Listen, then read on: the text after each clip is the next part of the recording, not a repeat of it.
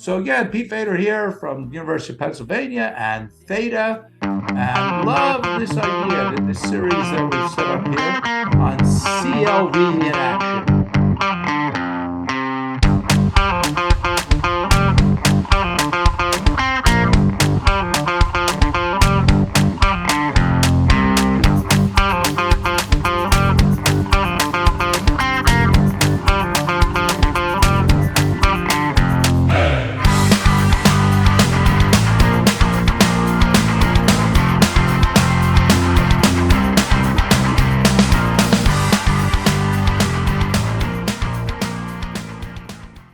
Barely does a day go by that I'm not talking to a company about Zachery Anderson. People all the time are asking either for the big broad question, what person, what company best embodies the actual use, not the calculation of, but the broad and impactful use of lifetime value, or people are asking very specific questions. So how would you use CLV if you're talking to the CEO?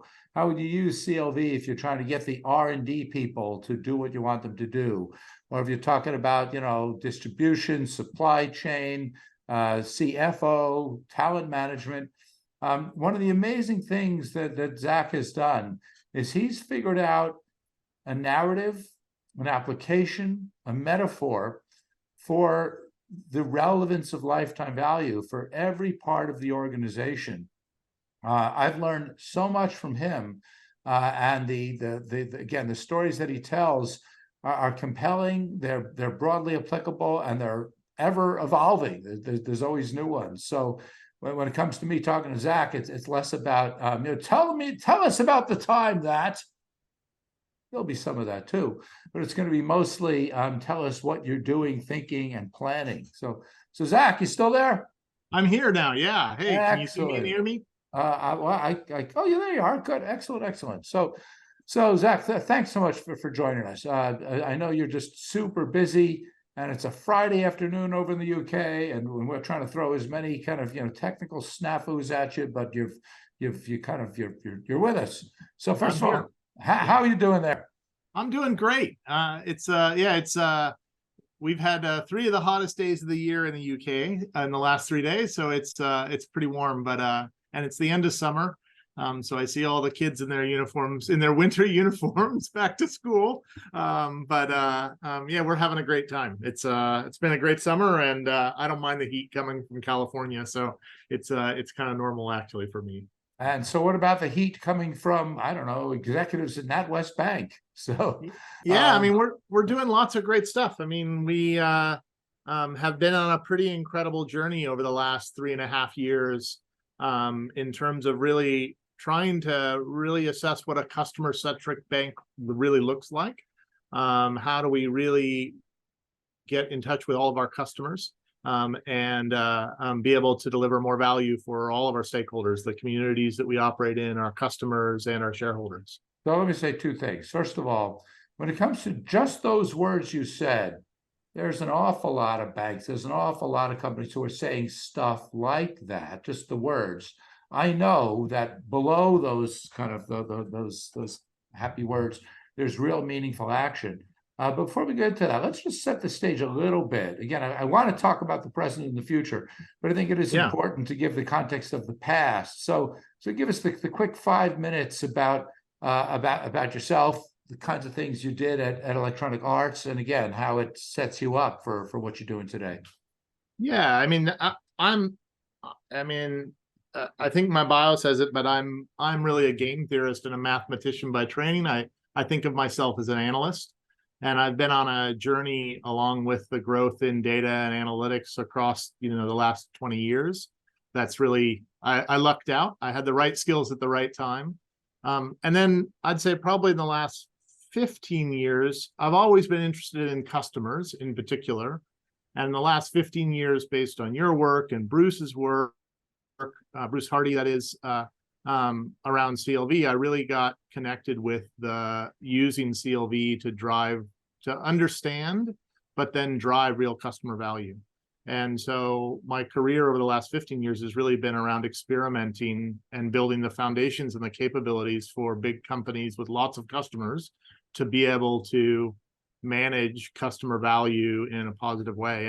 And I'd say on top of that, it was really often to think about coming from the video game space, but now into banking, is to think about engagement, and how do we generate value for customers that then earns us the right to be in their consideration set when they're ready to make a purchase. Because I think when you take the long-term CLV view, you quickly realize it's the little things that you do that matter as much as the big things.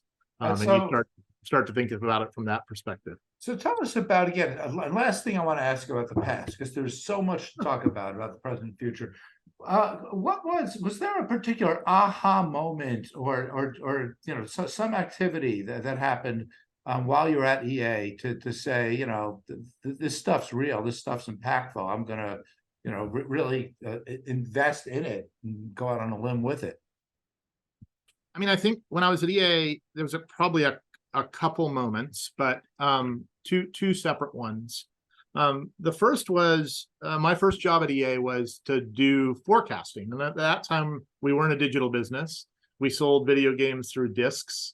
And my job was to forecast how many games would be sold and then order the right number of discs, and get them into the retailers and price them right and mark them down right. All the kind of normal CPG activities of ordering products.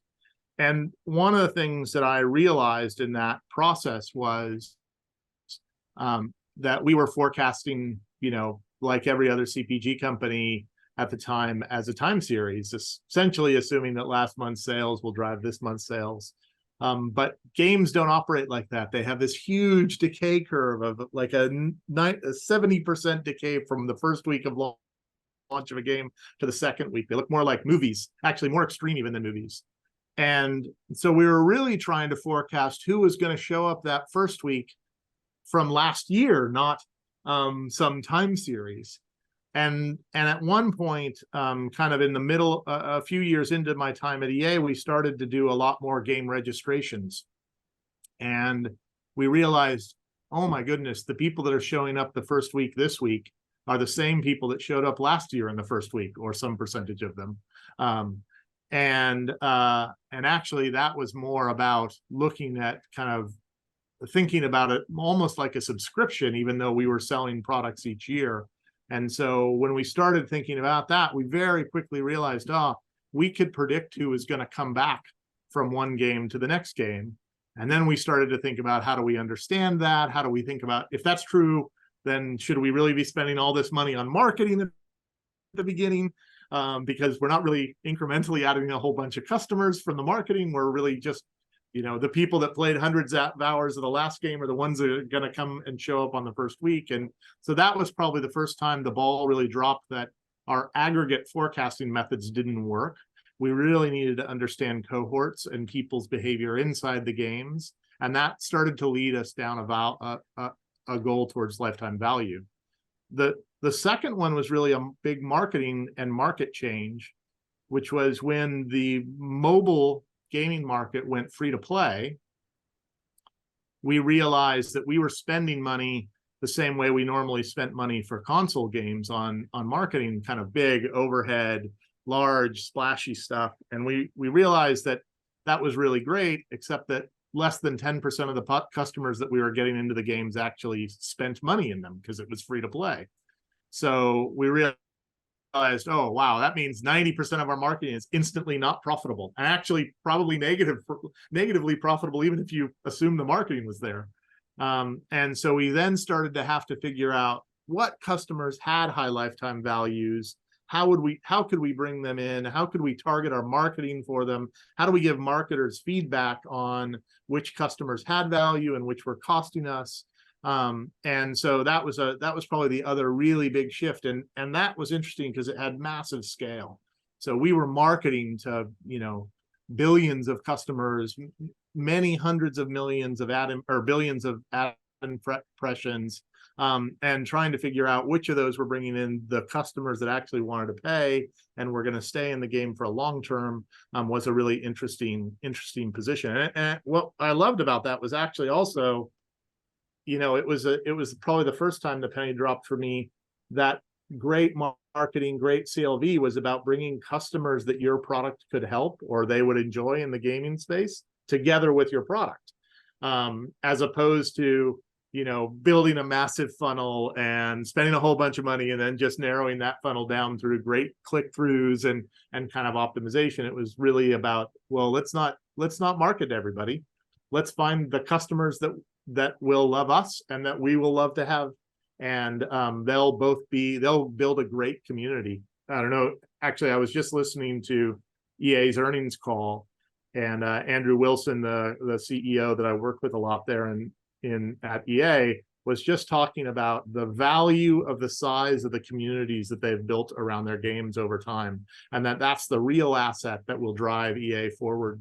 And that's a really big shift, because if I go back to kind of that transition period at EA, we never talked about customers that way. We talked about games, and we talked about sell-in, how many units we got into Walmart, and so that's just a massive shift in the company to have the CEO now talking about the value of the communities that they have, the engagement that they have, the richness of those. He talked about 200 to 400 million people on a regular basis interacting with the community with a game is an asset. And I think that's a pretty incredible thing. And he said those assets will drive the company to be, massively more valuable over time. When I look at banks, I see the same thing. We have a big share of customers in the UK at NatWest. We're one of the big four banks here, and those customers, both our commercial and retail, are our real asset. And cultivating, developing, building out that asset is really important for us. And I think is something that banks haven't really traditionally done in that way. And so I'm quite excited to be doing that in a new context. I love it. And so you literally and figuratively crossed the ocean to head over to the UK, to move to a very different kind of industry, where you also have to deal with regulations, a very different kind of competitive environment. It wouldn't be obvious to a lot of people that the same principles would apply. Now you start to say how they do. Take us a little bit further with that. Yeah, I mean, in all honesty, I wasn't sure that the same principles would apply. It was a bet or a guess or an experiment, I might say. But you can see the trends. The banking market is digitizing very rapidly.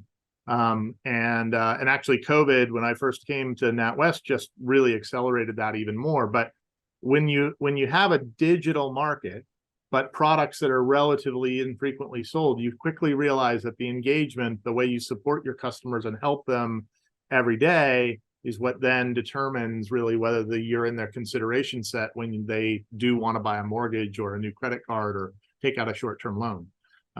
And what we've seen, pretty resoundingly, is that our engaging with the customers, helping them with their daily finances, being meaningful in their lives, is actually the way to increase your sales and increase their product penetration and ultimately your CLV. So let's talk about both of those pieces. I want to talk about the CLV and the action. So yeah. So first of all, just in terms of the CLV calculations, we don't want to get into the nitty-gritty of the models, although I know you're proud of the work you've done there.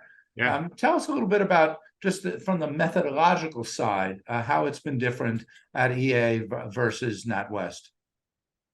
Yeah, I'd say at EA we had the traditional model fits very well in terms of taking total numbers of customers, or individual customers, looking at their engagement levels, looking at their spend per engagement, and ultimately calculating their value. The banking market on the revenue and profitability side is really much more complicated, I'd say. So looking at things like net interest margin, which is a big driver of profitability of a bank at an individual level, makes the CLV models much more complicated, to be honest. Mm-hmm. And projecting out, so at EA, I didn't have to take into account economic forecast to figure out what a customer's CLV is. At the bank, I certainly have to think about the interest rates and the economic forecast to think about what a CLV for a customer is, or even a shorter term, like a 5-year span, or frankly, even in the interest rate environment that we're in right now, even a 12-month value for a customer, it requires us to think about what interest rates are doing and where they're at, and what our cost of borrowing is. So it's a much more, economics play a much bigger role in our CLV and our shorter term value calculations than they did at EA. And then the other thing that I've found really interesting is that at EA we have all the customers are people. And generally, and there's more than 1 billion of them in EA's databases, and something like 450 to 500 million annual customers. People that are interacting with their products. So that's a nice big a relatively homogeneous group. When you add NatWest customers, go from individuals, even kids that are in our youth banking propositions, all the way up to massive multinationals, the spending patterns, what does engagement mean when you're thinking about CFOs and people that engage with your products as a multinational versus as an individual? How do you think about the provision of the services when they're often likely to pay? All of those kinds of things have made CLV much more complicated, diverse, interesting, harder in some ways at NatWest, but also really valuable because it's also that diversity of customers has informed how we've thought about our customers at various stages. We can take things back and forth between those various models. Also we've learned a lot. I've learned a lot personally about CLV modeling when we have a really complicated set of customers and much more varied interactions. And then probably the other thing is, and I didn't really think about this before I left EA, but at NatWest, we actually have a lot less customers. So, we're very proud, and we have a very big share of the UK market at 19 million customers. But the reality, compared to a gaming company, banks actually don't have very many customers. Even the biggest banks, EA probably was multiples larger in terms of number of customers. And so thinking about experiments, thinking about measurements, all of those things with smaller customer numbers has been really an interesting methodological challenge in addition, which I think has been really fun too.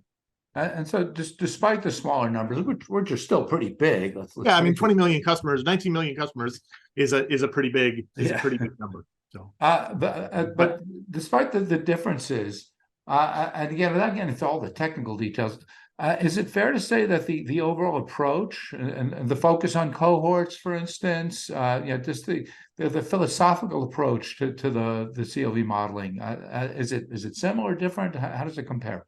It's very similar, I'd say. At a philosophical level, it's very similar, and we were inspired by, frankly, the same basic papers, your papers, and Bruce's papers, and those of the kind of community around CLV as the drivers of where we were going. There has been a few papers published on the banking industry for CLV in the past that we utilized. In fact, we've now published our methodology. It's out in the world. We can circulate it. It's an available paper that people can read, and we've gotten lots of good comments on that and interesting ideas on how to improve it. Yeah, and we'll certainly share a link to that. I think it's phenomenal that not only first of all you emphasizing CLV, but doing it in a thoughtful way, not just pulling something off the shelf, whether it's from my work or from some textbook or something else. You're saying let's come up with a model to meet the needs of both the data we have, the decisions we want to make. Let's hold it to high standards of rigor and validation. Let's think about anyway, I don't want to put words in your mouth. No, we definitely are trying to innovate in this area. In fact, we won an award the first year that we built the models from DataIQ as the most impactful data project. And they had a nice review of the project and the outcomes. We've won a few other awards for the work itself, which I'm quite proud of. But I think it's as much about us putting it out into the world too.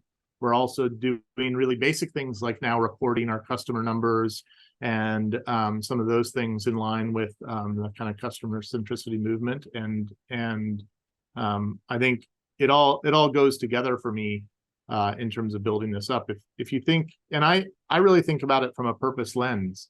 If you think about your customers from a long-term value, it's very easy to align your incentives, your shareholder profitability, traditional kind of corporate responsibilities, and the longer term responsibilities around the community and the customer's outcomes. If you think very short term, it's actually much harder to do that. So CLV stretches that horizon, and I think aligns the incentives of all the stakeholders of a company, whether that's shareholders or customers or communities that they operate in, or colleagues even. And so the last question about the models, because again, I want to get back more into the actions and so on. Just purely in terms of building the model, harnessing the data, getting the right resources to kind of help you out with the math and the computation. Any pushback there? I mean, were there barriers? People saying, "Nah, we don't need to do that. It's not a high enough priority. Or we don't believe that you can." Any pushback? Yeah, I think we had to earn some credibility. I'd say our CEO at the time was quite positive on the work. We did have to build quite a big data asset to do our CLV models, something like 400 billion rows of data or something to build our CLV models, and some pretty significant compute and storage capabilities. So it was a big effort over time, and actually we've just now lifted all those models up into our cloud modeling environment so that we can get some more scale out of them. Some of them were built there originally, and some of them we had to build on-prem originally. But yeah, there was some pushback. I think we went into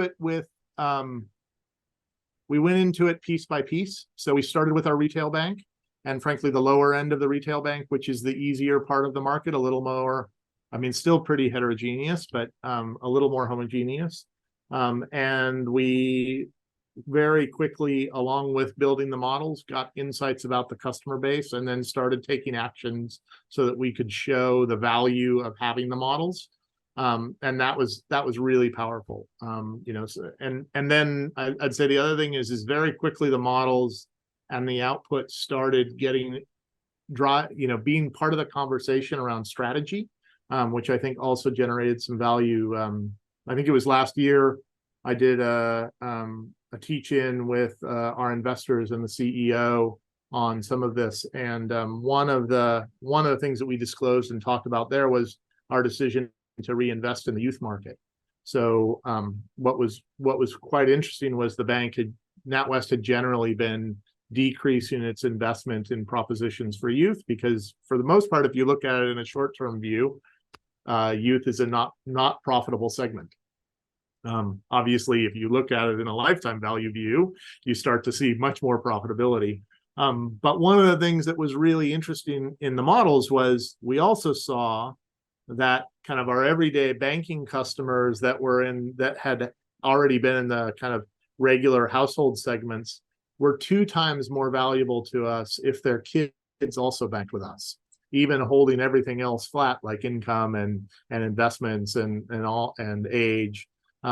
And so we could see that the lifetime value of parents that had kids that banked with us were higher. So there was an immediate profitability. It just wasn't easy to deduce out until you started to have a rich enough set of CLV models that would allow you to cut those cohorts and segments of people into a fine-tuned kind of comparison. And so that allowed us to then justify the investment of a big corporate purchase, which was Rooster Money, and bring them in and start to build out our youth proposition. And now 3 years on from that, we're a 20 share of the flow of youth customers, and we're growing pretty rapidly. I think we added about 90 in the last earnings call. We announced that we added about 93,000 new youth customers in the last 6 months.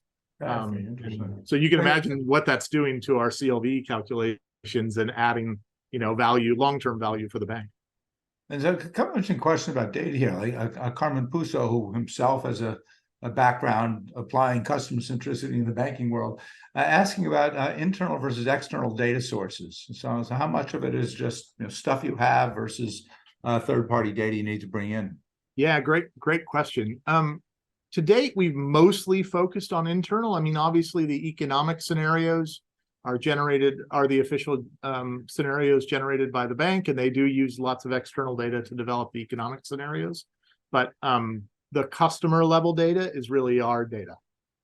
We use a little bit of external data to give us some sense of what you might think. We have a little more complicated calculation, but what you might think of as a wallet share is in there, and that includes a little bit of publicly available external data. But for the most part, it's internal.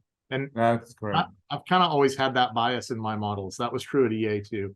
I generally feel like companies don't get enough value out of their internal data before they start searching for things externally. Walk before you can run, all that sort of thing. That's great. Yeah, or maybe fight with the army you've got as opposed to the one you think you want. And in terms of things you thought you'd want, just in hindsight, anything that either, I don't know, from a data or analytics standpoint, that either fell short, you don't have the data resources yet, what have you learned through the model building process? Well, I mean, I think the obvious one is we wish we had more history.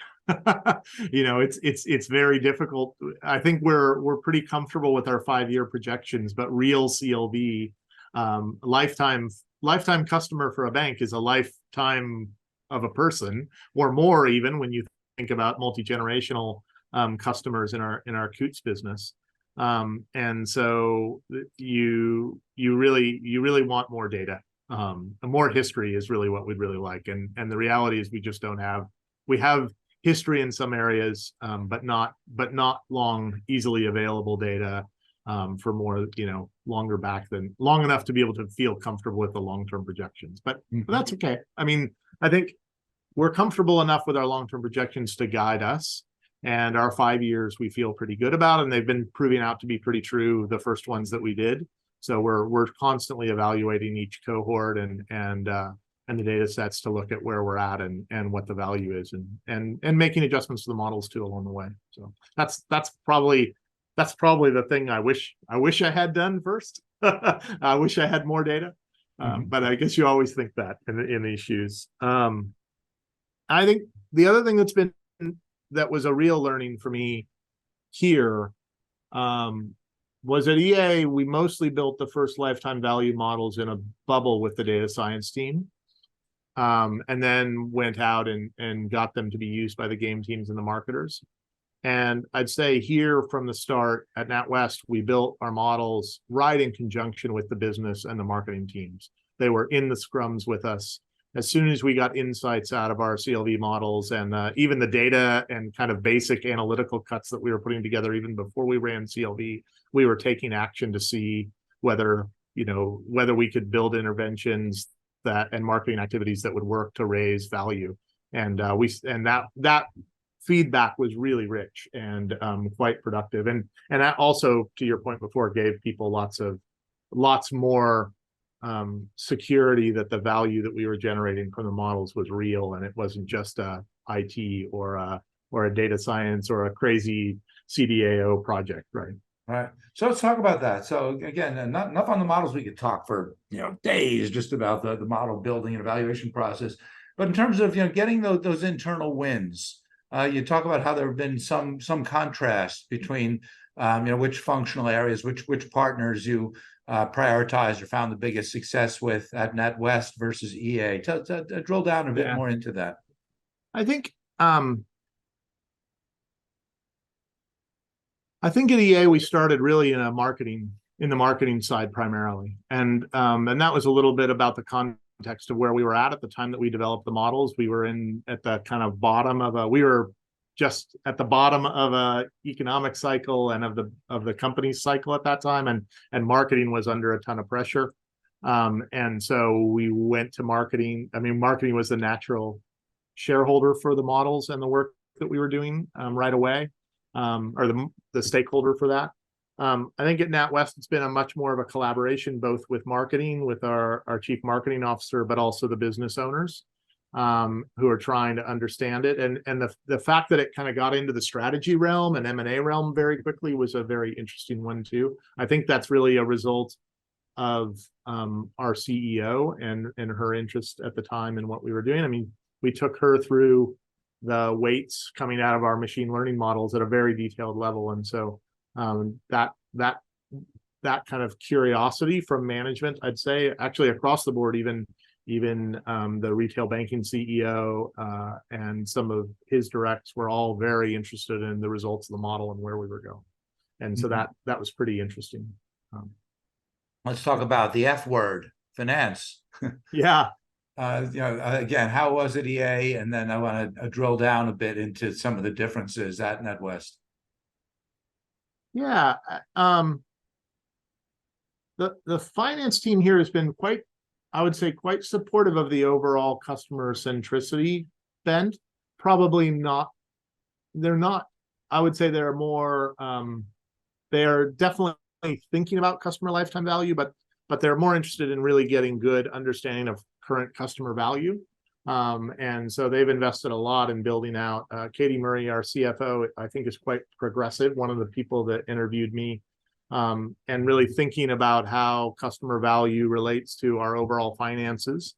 And so they've been working really on their ownership part, which is how do we build databases that really in a detailed way help us understand individual customer value across a big portfolio. And they've invested quite heavily in that. And I think that gave us a pretty nice springboard for the CLV work. I think they were willing to listen to the CLV theory for, say, M&A and marketing activities and those kinds of things. But we're not reporting our CLV numbers yet. I think it would be hard for me to get our CLV models through SOX or some of the other regulatory controls. So I think I can understand why they're reluctant to do that. And back to a great question from Emily Stewart, also from the banking credit union world. What about the cost of capital, or in particular the kind of opportunity cost of capital? Do the finance people want to make sure that how capital is being utilized or how it could otherwise be utilized? Does that come into the conversation at all? Absolutely. I think especially at that basic customer value, not lifetime, but kind of shorter term value levels. A lot of the work that we've been doing inside my team is to build much more detailed, structured view of all of our customers. All the way from our investment banking side all the way across the portfolio, so that we can, and I'd say it's more on that corporate side of where you're making really big bets in terms of deploying your value. It's a little less when you're doing kind of individual level things, but certainly you have movements in that of how you deploy your capital and what the returns are. And so the detailed customer level data has been really powerful at helping to drive, I'd say, better decisioning around that. And we still have a road to go on that. There's more and more to do, but we've made some pretty big gains in that over time. I'd say it also shows you where your opportunities are. You see I'd say in the classic kind of deepening customer relationship sense of, you see opportunities where you could cross-sell and upsell, but also just your products, your products would be beneficial for the customers themselves, but you're not yet in their consideration set, even though they're a customer of you for another product. And so thinking about that and how you value that and take advantage of those opportunities has been quite powerful, I'd say, across the bank. I want to take that last point and go one step further and marry it with the question that Michael Youngbluth has asked in the chat. Within such a big, diverse organization like a bank, like a NatWest, sometimes, you can have particular individuals, households, or companies that are different kinds of customers of different entities within the bank. The best customer for one entity might be a so-so one for another. How do you find that balance and get people to really align with each other instead of the usual silo mentality? Yeah, I think, I'd say banking is still a pretty product-driven industry. And so we probably don't, and there's good reasons that products generally make pretty good money. I'd say our product-driven parts of our organization are quite successful in what they're doing. So I'd say right now we're taking more of a customer overlay to that, and both looking for opportunities across the silos, and just trying to understand. I think what we're really, the way I think about it is, I'm really trying to help us recognize that broad value of the customer across the bank. I don't want to get in the way of the product machines that are already working and already selling.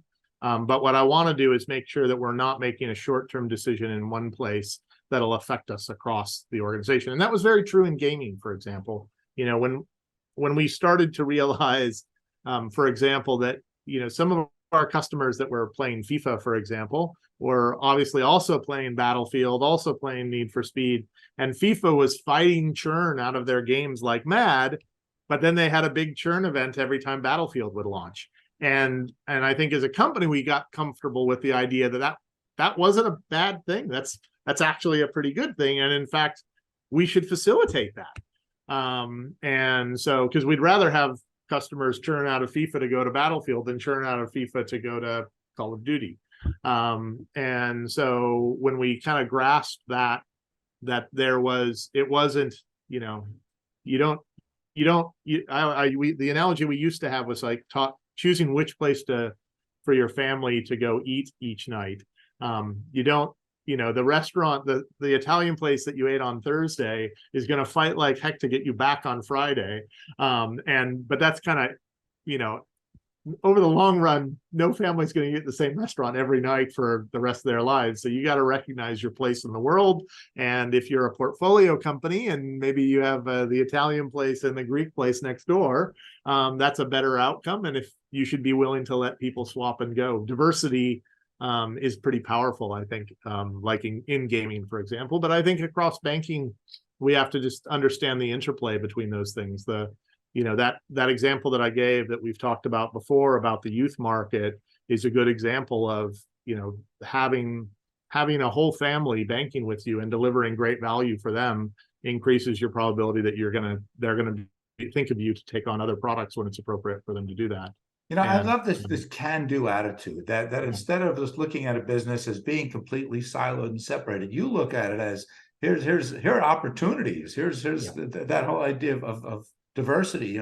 It can be an annoying and constraining, but it also can be liberating and opportunistic. So yeah, I think of it that way. Yeah. I'd love to switch the world over to a solely customer centric view of the world.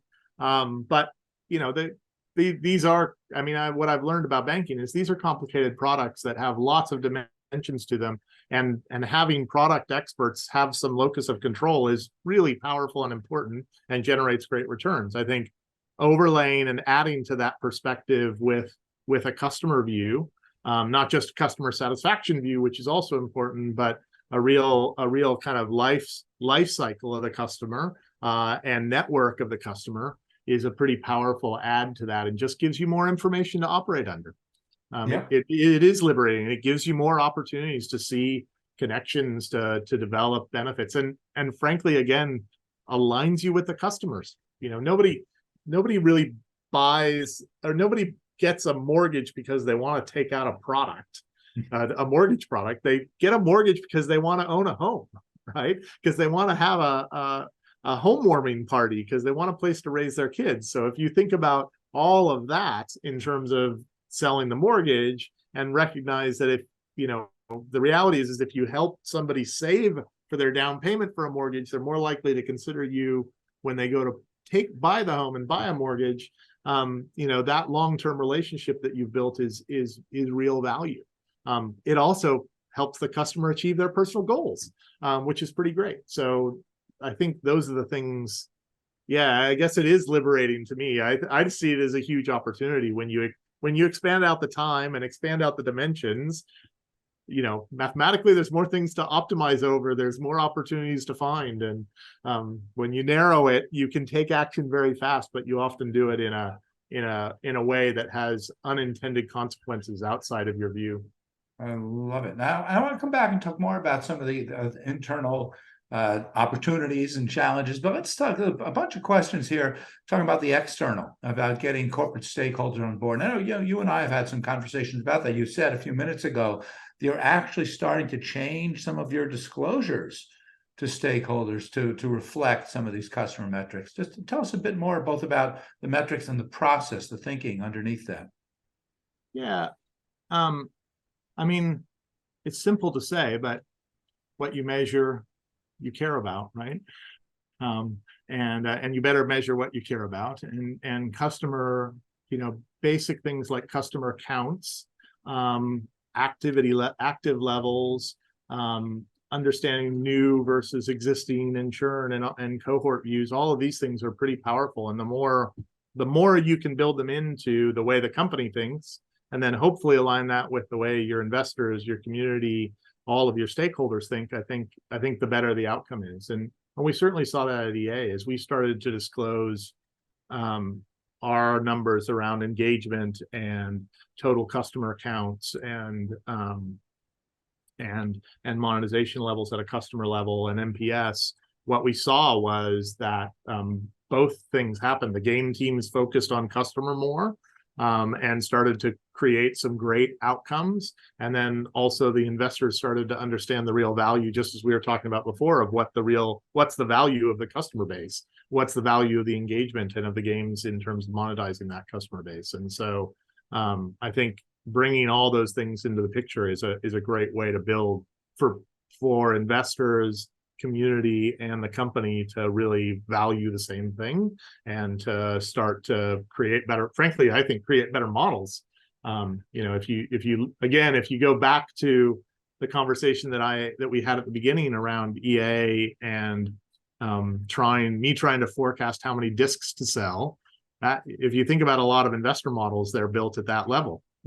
How much money you made last week is the same you're going to make next week, and some variation up and down on that. And they're not bad. But if you think about the customer value, the customer level insights, I think you can get much closer to actually forecasting real value. And that's what every company wants, right? We want our investors to have an accurate view of what the real value is of the company. And so let's push that a little bit. If you can disclose those, you want them out there.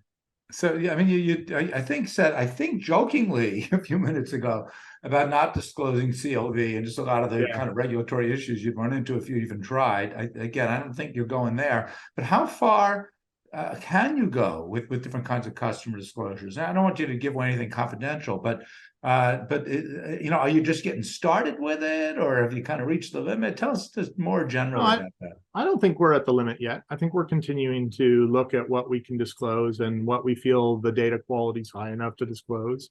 And what is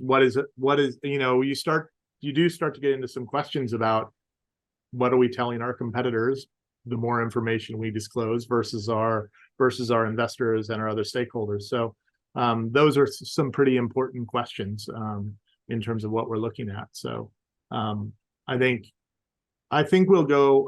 My hope is we'll go further. And what we're doing, we're already disclosing, pretty detailed metrics around our customer counts already in our annual releases, and we're excited. We like that. It's we are certainly using even more detailed data inside, and as we get more comfortable with that and kind of pass it through all those lenses of competition, regulatory scrutiny, and appropriateness. So then we'll look at whether or not we're doing that. We have an ongoing discussion almost every quarter on what are the metrics that we want to disclose, what don't we want to disclose, what do we want to add to our annual earnings release. But let me just point out for everybody else, again, you and I get this real well. I mean, this is a giant, publicly traded company under tremendous public scrutiny, and to be able to put some of those metrics out there. If put this way, if you guys can do it, then how come so few other companies are doing so? And it would be actually much easier and much less risky for them to do it. So I really want to see this little part of the whole conversation, to become more rule than exception. So thanks for really. Well, you probably have more reasons. I've only been at 2 companies in the last 20 years. So, and they've both gone on this journey. So I can't speak to many other companies. So. Let's take you back inside just for our last few minutes over here. Actually, a wonderful question from my friend, faculty colleague, Nader Tavasoli, about compensation. Is there anything about how, whether it's the CLV models themselves or the customer-centric thinking, has changed the nature of compensation plans? Not so not in the bank, but it certainly did at DA. As we developed our core customer metrics, they became part of the compensation scheme at the company. And we added, we essentially, we had always had obviously financial metrics and cost metrics and those kinds of things in the compensation scheme there. But then we started to add NPS, and we started to add customer engagement and total customer numbers to the executives. Well, first to the CEO, then to the executive committee, and then to the actual game teams over time. I mean, in fact, just I don't want to take too much time on it, but I love the story about Andrew Wilson and how he was willing to kind of step up along those lines. A story worth retelling, if you can take a minute to do so. Yeah, and Andrew, when we first presented the idea of a set of 4 core customer metrics as a means to evaluate how we were doing, I'd say, there were executives that were skeptical of those metrics. They were new. They weren't necessarily things that they'd thought of. They were, created by some analytics guys in the basement, and gals, and so there was some pretty good skepticism. But Andrew was quite, he was the new CEO at the time. He'd just come in. He was quite committed to customer centricity and putting customer first. And he said, all right, I won't evaluate you on these 4 metrics, but I will take them on as my own metrics for my own compensation for the first year. And so he did that. We obviously reported on the whole group and what we were doing, and he took that on. And then after that, a year later, we rolled it out to the executive team. And then after that, we rolled it out to the game teams. I don't know where they're at now, because I'm obviously not there anymore. But I think it was a pretty bold step by a CEO to take that on himself. And frankly, now looking back on it, it was a pretty courageous step, because he hadn't seen the metrics. It's not like we'd been running them for years and years. He didn't know whether they were going to move. He didn't really know whether he could hit them or not. And to have them reported to the board and to the compensation committee for his own personal comp is a pretty courageous move. Absolutely. But certainly set the tone for the company. And a great story to emphasize. Yeah, it's funny. My last 2 questions, one's been about employees. The other's been about governance. We've already discussed a bit about how CLV helps in terms of, sustainability, at least sustainability of customer relationships. Yet we haven't said ESG. Mm-hmm. Does the ESG in this more holistic way, as we've all come to understand it, does that factor into any of these conversations? I think at NatWest, it's pretty well blended together, because we're a purpose-driven bank. We have very aggressive climate goals and carbon reduction goals. We were one of the bank sponsors of COP26, and so we have a really strong sense of trying to build a company that supports all our stakeholders, and that's why I use that kind of colleague, community, customer, shareholder goal. So I don't know that I don't really think about it like ESG. It's just the purpose by which we're operating under, and those things we're trying to advance all of those stakeholders at the same time. And again, I think when you extend out the time horizon, which is part of what CLV does, those things all arc towards each other pretty nicely. Mm-hmm. And even you start to think about things like, as a bank, our flood risk for doing mortgages is a longer time horizon kind of perspective, trying to move away from oil and gas, which we're doing generally, starts to lay that out also. And so those things, I don't know that they explicitly connect, but they are all joined in the way that we operate. Yeah.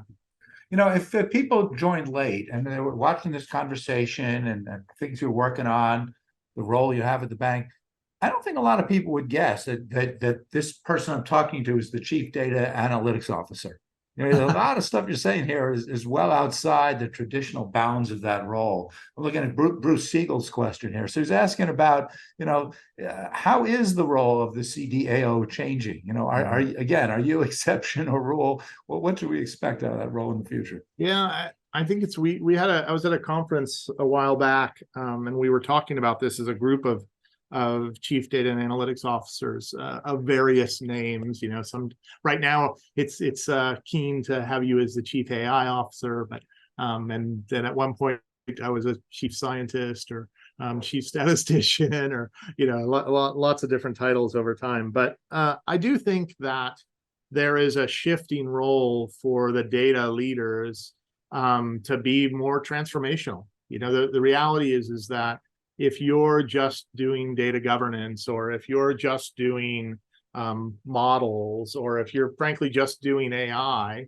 but not thinking about the implications on how you go to market strategy, the data that you're bringing in and making sure that it's meaningful and useful for the internal customers of that data, and also educating people on how best to use it, I think you're failing. That's the role now as a CDAO. So it's interesting. I mean, there's a lot of burnout in CDAOs right now too, because I think it's a much bigger role. What's being asked is a much bigger role than often you think you're getting into. If you talk to a lot of CDAOs, they're hired to take data to the cloud, or now build Gen AI models or something like that. But that's not actually the role. You still have certainly in banking, we still have a very strong part of the role, which is defensive. Make sure we have good governance, make sure we're following all the laws, make sure the quality of the data we're providing for decisions is correct and is accurate.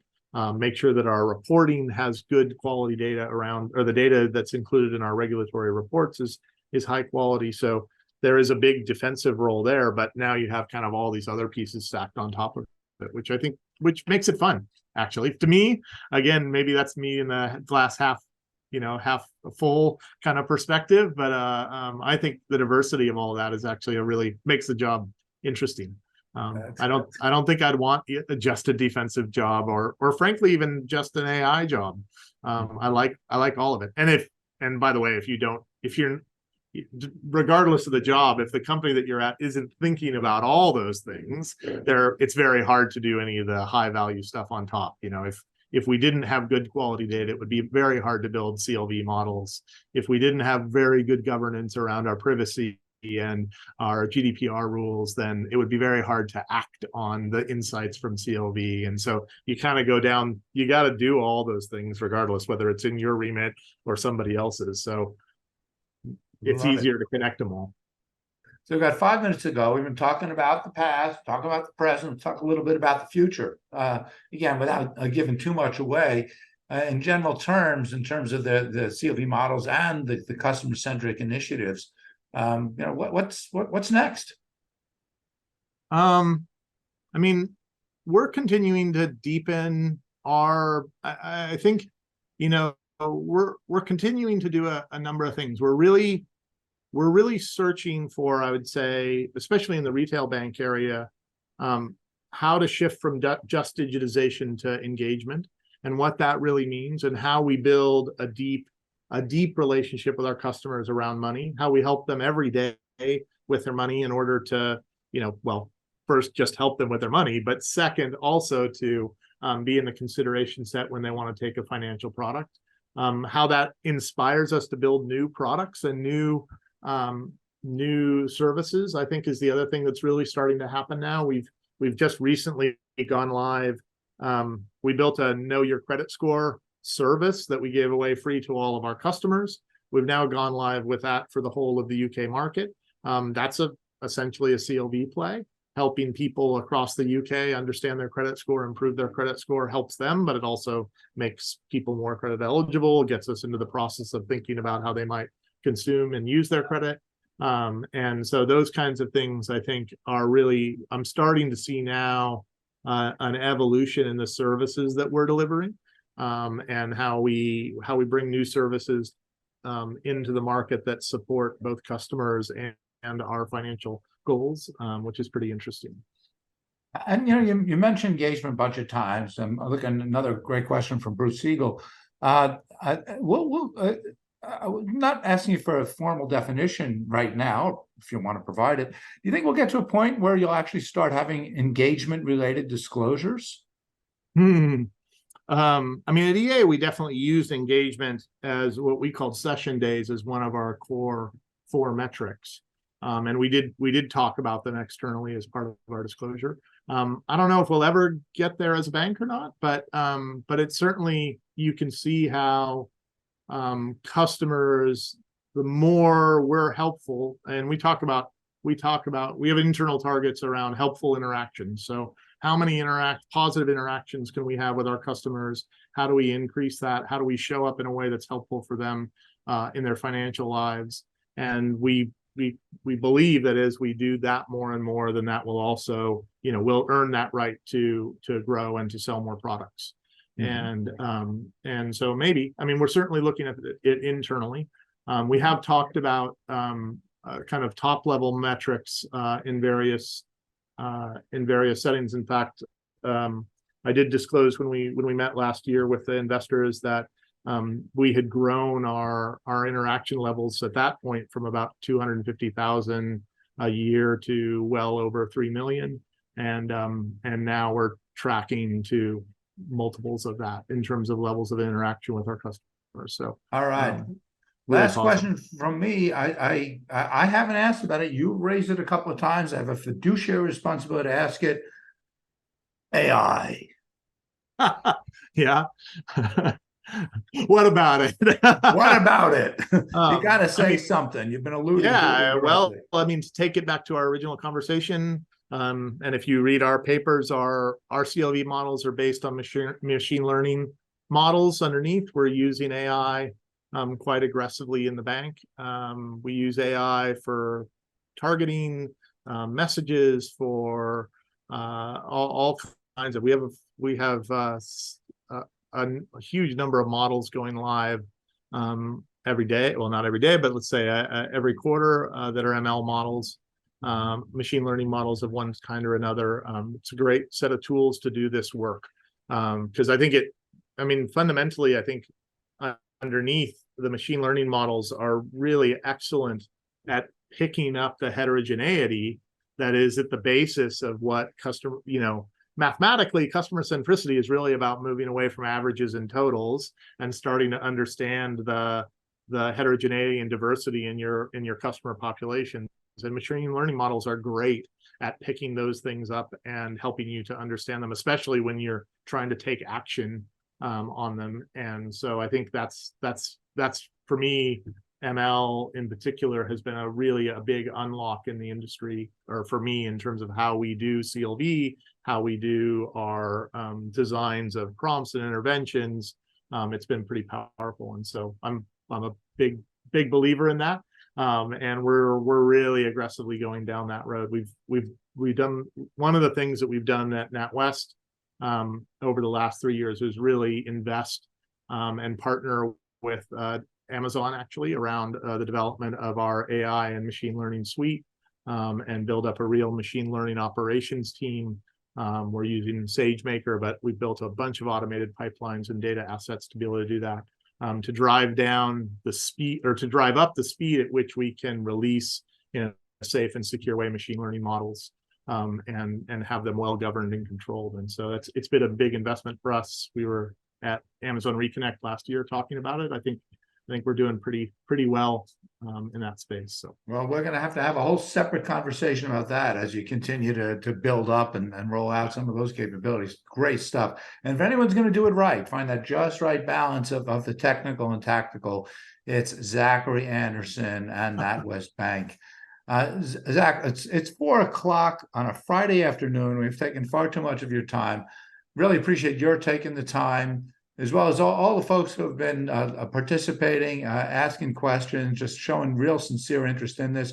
We're going to post lots of resources at thetaclv.com/NatWest, including the paper that Zach's alluded to a number of times. We're going to try to address some of the other questions raised and point out some of the other CLV resources, some of which Zach mentioned he's been leaning on, as well as some of the new stuff he's coming up with. So a conversation that I hope that all of us will continue. But for now, I think we've taken enough time. Zach, really, really, really do appreciate it, and I really do look forward to talking again soon. Yeah, anytime, Pete. Great to talk. Thank you for all of your great work in the field. We wouldn't all be here and talking about this without your interest for a long time. So thank you. Very nice of you to say, and the best is still yet to come. Bye now, everybody.